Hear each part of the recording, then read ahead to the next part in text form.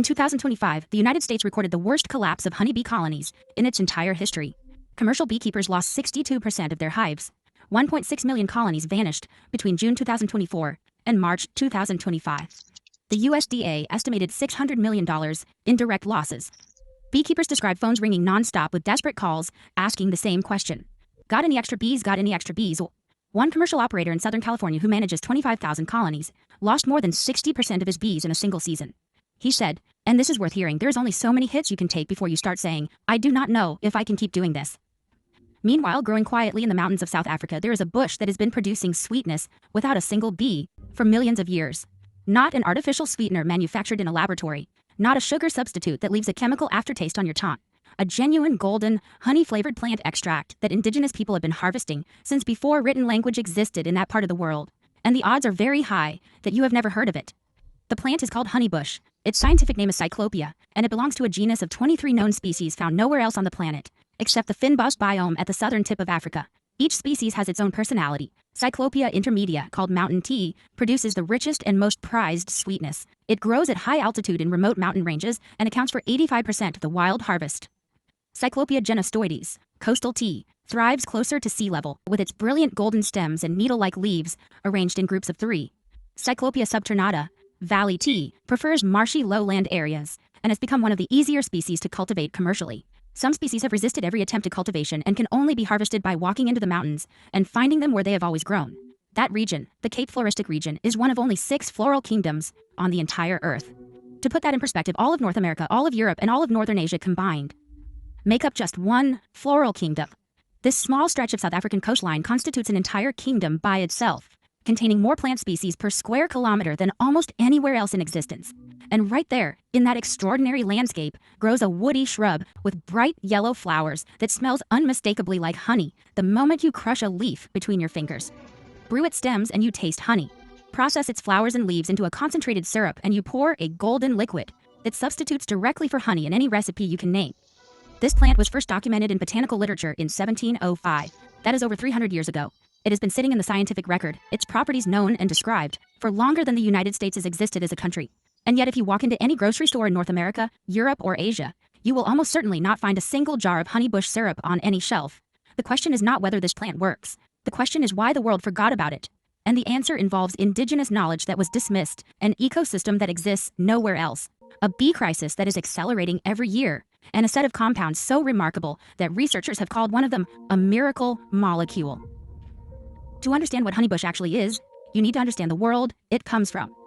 The fynbos biome is a type of shrubland found exclusively in the western and eastern Cape provinces of South Africa. The word fynbos comes from Afrikaans meaning fine bush, describing the thin, needle-like leaves of the plants that grow there. The soil is acidic, nutrient-poor, and sandy, and summer is dry, conditions that would kill most cultivated plants within weeks. But fynbos is not just surviving in these conditions, it is one of the most biodiverse terrestrial ecosystems on the planet. The Cape Floristic region contains roughly 9,000 plant species, of which nearly 70% are found nowhere else on Earth. This tiny area has more endemic species than many entire continents. It has been designated a UNESCO World Heritage Site. It is smaller than the country of Portugal, and yet it holds more plant diversity than the entire United Kingdom, Germany, and France combined. It is also one of the most fire-dependent ecosystems known to science. Many fynbos plants have evolved not just to survive fire, but to require it. Their seeds lie dormant in the soil, sometimes for decades, waiting for the specific chemical signals released by smoke to trigger germination. Honeybush is one of those plants. Its seeds have coating so hard that without scarification or smoke exposure, they simply will not sprout. Fire sweeps through, the bush burns to the ground, and then it regenerates from the root base or from seeds that finally break dormancy. This is a plant shaped by millions of years of extreme conditions, and those extreme conditions are precisely what made it sweet. Here's the biology that makes this work. Plants under environmental stress often produce higher concentrations of secondary metabolites, the chemical compounds they generate for protection and survival. These are the molecules that give plants their flavors, aromas, and medicinal properties. In honeybush, those compounds include a remarkable array of polyphenols, xanthones, and flavonoids. The lead actors in this chemical drama have names worth remembering. Mangiferin is a xanthone. A study published in 2017 in the journal Lipids in Health and Disease described it as a miracle bioactive compound, documenting its antioxidant, antimicrobial, anti-diabetic, anti-allergic, anti-cancer, and immunomodulatory properties. That is one compound doing the work that most pharmaceutical companies would spread across 6 different drugs. Hesperidin is a flavonone with documented anti-inflammatory effects and potential cancer-fighting abilities. And then there is pinitol, a naturally occurring cyclotol that does something extraordinary inside the human body. It mimics the action of insulin. A study published in the British Journal of Pharmacology documented this insulin-like effect directly. Pinitol helps cells absorb glucose from the bloodstream without requiring additional insulin production. For the more than 400 million people worldwide living with diabetes, that is not a curiosity. That is a molecule worth knowing about. Pinitol is also an expectorant, which helps explain why indigenous peoples used honeybush for respiratory conditions centuries before Western medicine had a name for what they were treating. These are not trace compounds hiding in negligible amounts. Mangiferin and hesperidin are the dominant bioactive molecules in honeybush, present in significant concentrations throughout the leaves, stems, and flowers of the plant. When you brew honeybush tea, these compounds dissolve into the water, creating a naturally sweet beverage that contains zero caffeine, virtually zero tannins, no sugar, no fat, and trace amounts of iron, potassium, calcium, copper, zinc, magnesium, and manganese. 1 cup of this tea delivers sweetness and beneficial compounds at the same time. No other widely available sweetener on Earth does both simultaneously in the same natural package. Think about that for a moment. Every other sweetener you know either provides empty calories, like sugar, or provides sweetness with questionable chemical additives, like artificial sweeteners, or provides sweetness with some benefits, but also significant sugar impact, like honey. Honeybush provides sweetness while actively delivering documented antioxidant, anti-inflammatory, and metabolic support compounds. That is a category of 1. But here's where the story takes a turn most people do not expect. The people who understood honeybush best were not scientists working in laboratories with mass spectrometers. They were the Khoi and the San, the indigenous peoples of South Africa's Cape region, collectively often referred to as the Khoisan. These are among the oldest continuous human populations on Earth. Genetic evidence suggests the San have inhabited southern Africa for at least 30,000 years, making them one of the most ancient lineages in the human family tree. For centuries, possibly millennia, they harvested honeybush from wild stands in the mountains. They used it medicinally for respiratory ailments, including what we would now recognize as asthma, tuberculosis symptoms, and chronic catarrh. They brewed it for digestive support after difficult meals. They gave it to new mothers during recovery to support milk production and restore strength. They trusted it as a general wellness tonic suitable for all ages. They even recognized what modern science would later confirm about its anti-inflammatory properties, using it for skin conditions and joint discomfort. This knowledge was passed through oral tradition from one generation to the next. The locations of the best honeybush stands were family secrets guarded as carefully as any written formula. The optimal harvest times were observed and remembered across generations. The preparation methods were refined through centuries of direct experience. This was not casual foraging. This was a sophisticated pharmacological tradition, built and validated by thousands of years of human observation. Then Europeans arrived. The Dutch East India Company established a supply base at what would become Cape Town in 1652. Within decades, European botanists began cataloging the extraordinary flora of the Cape. They noticed honeybush. They documented it as early as 1705. Carl Peter Thunberg, a Swedish botanist who studied under the great Linnaeus himself, worked in the Cape during the 1770s and described honeybush in detail. But the colonial economy had no framework for valuing a bush that grew wild in the mountains. It did not fit the European model of agriculture. The Dutch, and later the British, brought European honeybees instead. They established the commercial beekeeping practices that would dominate sweetener production across the region. The indigenous knowledge about honeybush was not destroyed, but it was pushed to the margins. It was dismissed as the practices of people the colonizers considered primitive. Honeybush retreated into rural communities and traditional medicine, while sugar imports and bee honey took center stage in the commercial economy. For over 200 years, one of the most remarkable natural sweeteners in the southern hemisphere sat in the mountains, producing its compounds in silence, while the world built an entire industry around a different model of sweetness, a model that required bees. Now here's the part that should concern everyone paying attention to global food security. Remember those bee collapse numbers from the opening? They did not appear from nowhere. In the 1940s, the United States maintained approximately 5 million managed honeybee colonies. Today, that number stands at roughly 2.66 million. That is a decline of nearly half over 8 decades, but the decline is not gradual anymore. It is accelerating sharply. The Bee Informed Partnership has been conducting annual surveys for 15 years, and during that period, managed colony losses have averaged around 40% per year. 40%. Before colony collapse disorder emerged in 2006, beekeepers considered a 15 to 20% annual loss acceptable. We have been running at double to triple that rate for a decade and a half. Beekeepers replace lost colonies through splitting and purchasing, so the total population oscillates rather than simply falling. But the replacement rate is becoming increasingly expensive and difficult to sustain. In 2025, the situation became a genuine emergency. Commercial beekeepers reported sudden mass losses of 60 to 100% beginning in January, as they were preparing hives for transport to California's almond orchards. Researchers at the USDA Agricultural Research Service identified a potential culprit in Varroa destructor mites that had developed resistance to amitraz, the pesticide most widely used by beekeepers to control mite populations. These parasitic mites are devastating. They latch onto bees and feed on their organs and body fat, weakening individual bees while transmitting deadly viruses including deformed wing virus and acute bee paralysis virus. Once the viruses start circulating in a colony, the collapse becomes irreversible. You cannot stop it once it starts. The financial consequences extend far beyond honey jars on kitchen tables. Bees pollinate crops valued at more than $18 billion annually in the United States alone. Globally, the total value of crops dependent on pollination was estimated at nearly $200 billion. 80% of the world's almond supply comes from California, and that single crop requires the majority of commercial bee colonies in the nation to be trucked there for pollination every season. When 62% of those colonies collapse in a single year, the entire agricultural system buckles. Almond yields drop. Blueberry, cherry, apple, and melon harvests shrink. Prices at the grocery store climb for dozens of products most consumers never associate with bees: apples, avocados, cucumbers, pumpkins, watermelons, cranberries. The list of crops that depend on bee pollination reads like a produce aisle inventory. When bees vanish, the consequences ripple through the entire food system in ways most people will not connect to the empty hive boxes sitting in a California orchard. This is the point where honeybush stops being a curiosity and starts looking like something the world genuinely needs. A plant that produces sweetness without requiring a single pollinator. And it gets more interesting when you understand how straightforward it is to process this plant into a usable product. The traditional method, refined over centuries by Khoisan communities and later documented by researchers at Stellenbosch University and the Agricultural Research Council, involves remarkably few steps. Harvest the leaves, stems, and flowers during active growth, typically late spring through summer when sugar concentrations peak. Cut stems back by about 1/3 to 1/2, leaving enough growth for the plant to recover quickly. Bundle the cut material, bruise it slightly to release internal compounds, and allow it to undergo oxidative fermentation. During this process, the plant material changes from green to dark brown and develops its characteristic honey aroma. The temperature builds naturally within the heap. Commercial processors use curing heaps 4 to 5 meters in diameter and 2 meters high, packed with 1.5 to 2.5 tons of fresh material, covered with canvas, and left for 3 to 5 days. After fermentation is complete, the material is spread thin and dried in the sun over 1 to 2 days. The dried product stores indefinitely in airtight containers.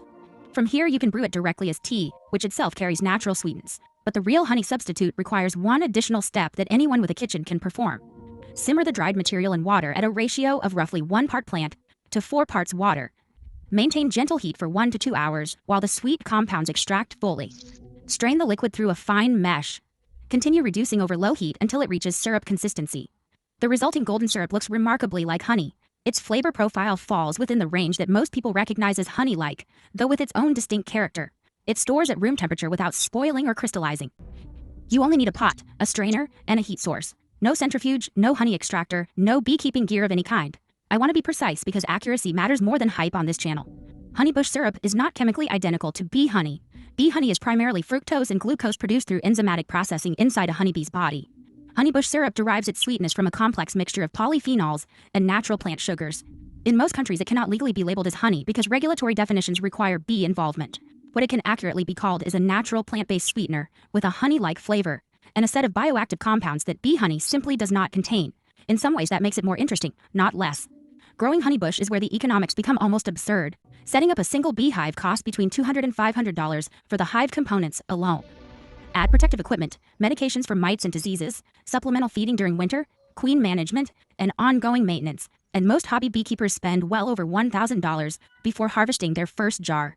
A honeybush plant costs between $5 and $20 from a specialty nursery. It requires no equipment beyond basic gardening tools, no protective gear against stings, no medication against parasites, no supplemental feeding once established. It thrives in poor acidic soil that would starve most garden plants.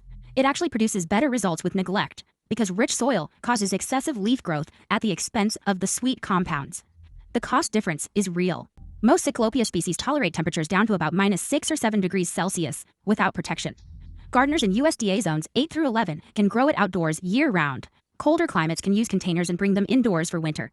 Propagation from semi-hardwood cuttings taken in late summer is reliable with basic rooting hormone. Seeds require more patience. You need to scarify them with sandpaper or treat them with smoke water to break the hard seed coating that evolved to survive bushfires. Germination takes several weeks and first-year growth is slow, but cuttings bypass all of that. One plant becomes 10 within a few years, then 50, then as many as you have space for. A single mature bush reaches about 1 to 2 meters tall and can be harvested multiple times per growing season without damaging plant health. The plant lives for years, producing harvestable materials season after season, with essentially no input cost after the initial purchase. Think of the long-term growth. But here's the twist that the simple optimism of the story has to confront honestly. The very thing that makes honeybush remarkable also makes it vulnerable. It grows in only one biome on the planet. Research published in Crop Science in 2022 found that approximately 80% of honeybush tea is unsustainably harvested from wild populations. All commercial Cyclopia species appear on the IUCN Red List of threatened species. Illegal harvesting is the single most challenging problem the industry faces. Overharvesting, urbanization, alien plant invasion, and inappropriate fire management are degrading the natural stands that have sustained this plant for millions of years. The South African honeybush industry produces roughly 400 tons of dry tea per year. To understand how small that is, consider the trajectory. In 1997, only 30 tons were processed, enough to make 1 cup of tea per week for about 225,000 people. By 2000, it reached 160 tons. The first commercial honeybush transaction in history happened in the 1930s, when wild harvested bushes from the Kruger region of the Eastern Cape sold for the equivalent of pennies per kilogram. The formal industry did not even exist until 1999, when the South African Honeybush Tea Association was formed. 400 tons per year is the entire global supply of one of the most interesting plants on Earth. Compare that to the $10 billion global honey market. Honeybush is invisible at that scale. The research pipeline gives reasons for genuine optimism. Studies published in the Journal of Medicinal Food documented mangiferin and polyphenols from honeybush significantly reducing oxidative stress in cellular models. A study published in 2018 described potent anti-diabetic properties. A 12-week clinical study involving 120 participants showed honeybush extract significantly improved skin wrinkle measurements compared to placebo. An animal study found unfermented honeybush tea reduced esophageal cancer size by 94%. Test tube research demonstrated mangiferin-enhancing macrophage activity, boosting immune response. Additional studies documented bone health support through osteoclast inhibition, liver protection, and antimicrobial effects, promoting balanced gut health. Honeybush extract has even been tested as a natural antioxidant in processed meat, performing equal to conventional nitrates in preventing lipid oxidation. This plant offers a pharmacy of potential applications. One plant, an entire pharmacy's worth of potential applications. And we are barely scratching the surface because the global honeybush tea market is worth approximately $10 million. The world spends more on chewing gum in a single afternoon. The honeybush story is not about corporate conspiracy or deliberate suppression. No shadowy boardroom decided to keep this plant hidden. The truth is simpler and in some ways more frustrating. Honeybush remained obscure because it grows in one specific ecosystem at the bottom of one continent. Because colonial powers dismissed indigenous knowledge as primitive. Because the commercial infrastructure to cultivate, process, and distribute it globally simply did not exist until very recently. Because research funding follows established industries and proven markets, not unknown plants from the fine boss. Because awareness has always been the bottleneck, not biology. Every gardener in a suitable climate who plants honeybush helps change that equation. Every jar of honeybush syrup produced outside of South Africa reduces pressure on wild populations inside it. Every conversation about this plant spreads knowledge that has been sitting dormant for 3 centuries. Gardeners can make a difference. The plant is available today from specialty nurseries in multiple countries. The seeds can be ordered online. The processing methods are documented in agricultural guides and published research papers. Everything needed to produce a honey-like sweetener without bees is accessible right now. The only barrier is the one you just removed by watching this far. Consider what this means in the broader context. The world is moving rapidly and urgently away from dependence on fragile supply chains. Bee populations are crashing. Sugar consumption is linked to epidemic levels of diabetes and obesity. Artificial sweeteners face growing consumer skepticism. Meanwhile, a plant that produces natural sweetness loaded with beneficial compounds requires almost no resources to grow and can be cultivated by anyone with a small patch of acidic soil. And basic gardening knowledge has been waiting in the scientific literature since before the Industrial Revolution began. The gap between what exists and what people know about is staggering. There's one final detail worth sitting with. During the 2025 bee crisis, as 1.6 million colonies vanished and beekeepers described the losses as potentially fatal for their entire industry, an industry leader was asked what would happen if these losses continued at this rate. The answer was direct. If we have another big loss in the near future, I do not know that the industry can survive. 5 million colonies in the 1940s, 2.66 million today, 62% gone in a single season. The trajectory speaks for itself. The alternatives are few, but one has been growing in the mountains of South Africa for millions of years, producing sweetness while the world looked the other way. 321 years in the scientific record, thousands of years in indigenous memory, 23 species, one extraordinary biome, 0 bees required. The knowledge is available, the plant is waiting. What happens next depends entirely on who is paying attention. If you found this story as remarkable as we did, subscribe to Chronofall and hit the bell so you never miss what we uncover next.